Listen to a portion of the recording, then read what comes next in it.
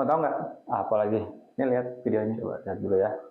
Apakah Bang Eki Pitung ini betul-betul mewakili kaum Betawi yang ada di Jakarta? Sepertinya tidak.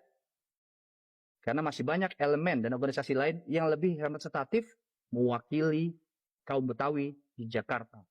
Yang kedua, apakah betul beliau ini orang Betawi? Nah, itu perlu dikaji lebih lanjut. Biarkan publik nanti akan menilai. Statement dari Bang Eki Pitung, saya meyakini bahwa itu adalah bukan suara dari kaum Betawi, tetapi ini lebih kepada upaya pemerintah untuk mengadu domba.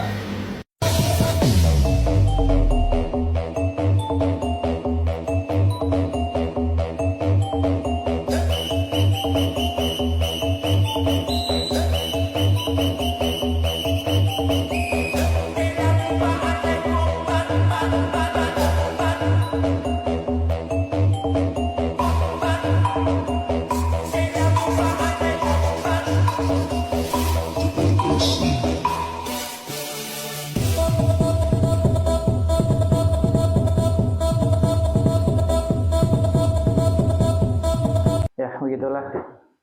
Coba komen ya di bawah. Komen.